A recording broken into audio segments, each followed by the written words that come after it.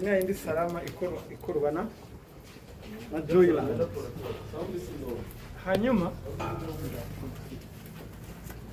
yahawe icyangombwa cyo gukora izi jus ariko yongereraho na steel wire.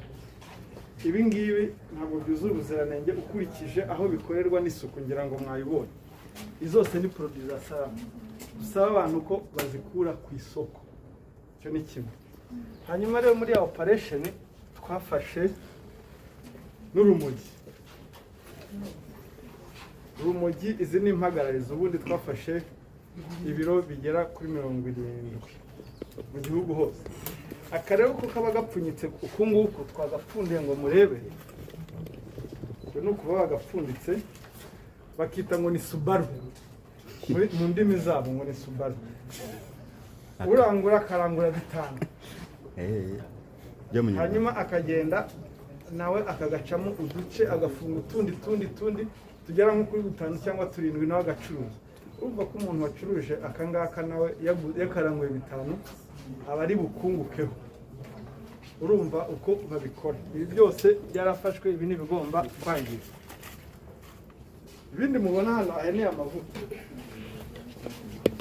atukuza. Aya ni amavuta atukuza uruhu, ntabwo byemewe. Ibi ntibyemewe. Aya ni amavuta atemewe ku isoko, muyafotore neza. Iyo ureba nk'iki ngiki ukareba uko babipakeginze ushobora gukeka ko original, ariko aya ni amavuta atemewe ku isoko ry'u Rwanda. N'aya yose mubona, n'aya masabuni ni amasabuni nafunze neza. Nafunga neza. Hanyuma ikindi hano iyi ngiyi ngo ni one sip gin. Kamuhita One sip. Wumvise n'izina ryabyo ngo one sip. Muri make ni intamimwe. Ugahita urangira n'icyo bivuga. Hanyuma rero igitangaje kuri iyi ngiyi usanga barazifunze mu makarito y'inganda zemewe gucuruza. Ugasanga iyo ni ya NBG. Yes, ni NBG yemewe. Ugasanga niho babipakeje babishyize. Rero ugakeka ko aribo bazigize. Urabona ko ariho biri. Ibi rero nabyo byo n'umwanda rwose, nta nubwo wamenya ngo ni bwoko ki. Ni ibintu by'umwanda aho ngaho bafata, nta nubwo izi packaging mu binyobwa zikenewe. Ngo imanzi bafite n'amazina bita uko babyishakiye. Hanyuma ikindi hano, iyi ni impagararizi ubona. Ibi ngibi ni ukubigitondera. Iyi ni ya ethanol. Mutagira ngo ni amazi. Iyi ni ya ethanol. Ethanol bashyira muri ubu bucupa bakagurisha ba bantu bakora bya bintu ngo ni ibyuma, ngo ni ibuye, y'amazina yose. Urabyumva byonyine iyi ethanol no kuvuga ngo igiye gukoreshwa n'umuntu utabifitiye uburenganzira uko abikora utabizi. Ibi rero ni ibintu tutagomba kwihanganira, tugomba kurwanya. Nta nubwo byemewe. Umuntu wemerewe ethanol kuyikoresha ni umuntu ubifitiye ibyangombwa, nawe uyizana abagomba kuyigurisha umuntu ubifitiye ibyangombwa. Ntabwo ari buri muntu wese. Naho ayibika abagomba kuyibika ahantu idashobora guteza akaga. Iyi ngiyi iramutse ifashwe n'umuriro ahantu haraka bigacika. Ku buryo bw'umutekano w'abantu, public order, ku buryo bw'ubuzima bw'abantu babikonsoma nabyo ni ikibazo gikomeye. Tuza hano rero, ibi ngibi byakuwe muri Sky Brewery hariya i Masaka. Urwo ni rwa ruganda. Biratangaje we rwose, ngira ngo ibi biratangaje. Heineken bashyizemo ikintu kimeze gityo. Icupa ka Heineken. Ni imyanda yose bagiye bararuza, ibintu byose bagenda bararuza bagashyiramo. Uyu we rero rwose ntahitamo icupa. Afata icupa ryose bakuye mu iyarara hose akazana bagapakagingamo. Ibi ngibi nayo ni amasukari ateye atyo. Yego. nabyo ubibonye ushobora gukeka ko ari isabune. Ibi ni amasukari nabyo biba bitemewe. Ikindi kariya niko kamashini akoresha apfundikira. Kariya ni akamashini ashyiramo byose agapfundikira agashyira ku masoko. Reba tekereza uruganda rushobora kuvuga ngo rudafite ubwoko bumwe bw'icupa bashyiramo ibintu ibyo ari byo byose n'amazina yose umwana. Ibi rero nibyo ibi rero nabyo ni bya bindi bita ngo ni merasi. Ibi biri muri aya majerekani ibingibi ibintu by'umwanda byose. Abantu rero bagira amakenga bamenye ibyo banywa rwose barinda ubuzima bwabo, kuko nk'inzego za leta ntabwo tuzabyemera. Ikindi ba rwiyemezamirimo rwose turabasaba ko kuba uri rwiyemezamirimo ukeka ko utanga imisoro, uvuga ko wasoze, uvuga ko wishyura mituweli de sante y'abaturage, utanga n'akazi, ntabwo biguha ubudahangara. Ibi ndabivuga nk'isomo twakuye muri bariya bafashwe, bari bafite ubwishingizi bwinshi, ngo muramfungira muzi amafaranga nashoye uko angana. Ibyo ngibyo imbere y'amategeko ntacyo bivuze, ntibiguha ubudahangarwa. Nubwo aho washoranga niki ugatanga akazi ukishyura mituweli ntukurikize amategeko, tuzabifunga. Utinda kuri iri soko rero, utinda kuri iri soko rya bizinesi, ni uko ugomba kubahiriza amategeko, ubuziranenge, kubahiriza amategeko baregireta bashyiraho, ndetse n'amategeko igihugu gishyiraho, kugira ngo abanyarwanda bagire ubuzima bwiza. Asante sana.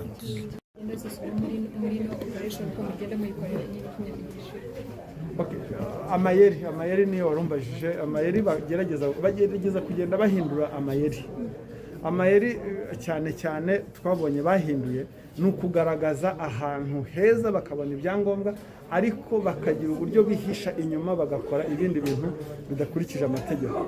Mwabonye nko kuri ariya mafoto, iyo winjiye kuri reception ni ahantu hasa neza, ubona inganda zimeze neza, ariko iyo ukomeje urebye aho ngaho ukagarukira aho ngaho, ushobora kuba turi uruganda rwose rukora neza. Ariko twebwe nk'inzego z'umutekano tuba tugomba kujya kure. Burya ibishashakirana byose si byo zahabu. Tukajya rero inyuma, niko kujya inyuma hariya tugasanga ndetse abantu uburyo bakoresha, ntawe ushobora n'umukozi n'umwe ushobora kuba yamena ibanga aho binjirira. Rero ntushobora kuhamenya kereka ufashe igihe ugasuzuma neza. Ese n'umuturage yabahaye amakuru? Oya, ni mu buryo bwacu nyine bwo gushaka amakuru. N'ibanga. Amayeri bakoresha umuntu yisubiramo, bagenda bahindura, kuko urumva iyo bakoresheje ubwa mbere siyo bakoresha ubu ngubu kuko abazwi. Dr. hano ni muri Kigali, ariko se mu ntara ko hari abaturage tubona amaso yarahishe banywa tuno tuntu tw'utuyogaho, naho mwaragize operasiyo yakozwe mu gihugu hose. Yego. Ariko kuko nyine twahuye namwe hano i Kigali, ibi ni impagararizi, ni sample ya bike mu bintu byinshi byafashwe. So operasiyo ni mu gihugu hose, ntabwo ari mu Kigali, kandi zagumya gukorwa mu gihugu hose. Icyo dusaba abaturage baduha amakuru. Yego. Asante. Ndabashimiye cyane kuba mukurikira sheni ya Ukuri Kutavuzwe ku cyicaro cya polisi ku Kacyiru. Tumaze gukorana ikiganiro n'inzego zitandukanye zirimo urwego rw'igihugu rw'ubugenzacyaha RIB, aho umuvugizi wa RIB Dr. Murangira Thierry yari kumwe na umuvugizi wa polisi Rutikanga Boniface, ni SP Boniface Rutikanga, ariko kandi akaba hari n'umuvugizi w'umujyi wa Kigali ari we Emma Claudine Ntirenganya, ndetse na Dr. Eric ushinzwe ubuziranenge muri FDA, cyangwa se ikigo cy'igihugu gishinzwe kugenzura ibiribwa, Rwanda Food Development Authority. Twatweretswe zimwe muri product zikorwa n'inganda, by'umwihariko nk'inganda nk'ebyiri zo muri Kigali. Hari urw'Imasaka rwitwa Brewery Sky Brewery Limited, hakaba n'uruganda rw'Imageragere rwitwa rw'Imageragere rwitwa Sky Company Limited, rukora ikinyobwa cyitwa ni Salama. Ariko kandi hakaba urwo rw'Imasaka nari mbabwiye rwa Brewery rwa Brewery Limited rwo rukora icyitwa Intwari. Ariko icyo nshaka kuba nababwira abanyarwanda, twasabwe kuba twageza ku banyarwanda bose, bamwe ndabanashima ko batangiye kubishyira mu bikorwa babwira ahari iyo mitobe cyangwa se izo juice za Salama kuzimena, kuko zikoze mu buryo butuje ubuziranenge. Ni juice bakora mu mazi mabi, isukari bakayikoresha imifuka mu mwanda mwinshi cyane, ariko kandi bakaba bakoresha hari n'izindi nzoga tweretswe murabibona mu mashusho yanyu zitwa one sip, kunywa rimwe ugahita urangira. Banyarwanda, yego inyota ni mbi cyane ku bantu banywa agasembuye, ariko birashoboka cyane ko ushobora kunywa ibinyobwa byujuje ubuziranenge, ukanywa rimwe ukaruhuka ukaryama, cyangwa ukanywa amata, cyangwa ukanywa amazi, ugatera intambwe ukaba wakikora juice yawe. Birashoboka cyane. Izi juice mona za make cyane zo za Salama ngo zari ahantu hose mu gihugu, mubabwire bazimene. Nitwa Peacemaker Pandit, ndabashimiye cyane. Mukurikire uko bari kubereka izi juice n'izindi product. Harimo imiti yo kwitukuza, harimo ngiyongera akanyabugabo, n'imiti myinshi cyane. Reka mbereke mu bikurikirane mu mashusho, ubundi mushyireho ibitekerezo byanyu. Ariko ijisho rya mugenzi wawe, nimba uza ahantu bacuruza izi nzoga za make yazica abaturage, tanga amakuru kuri RIB, tanga amakuru kuri polisi, tanga amakuru ku nzego zikwegereye.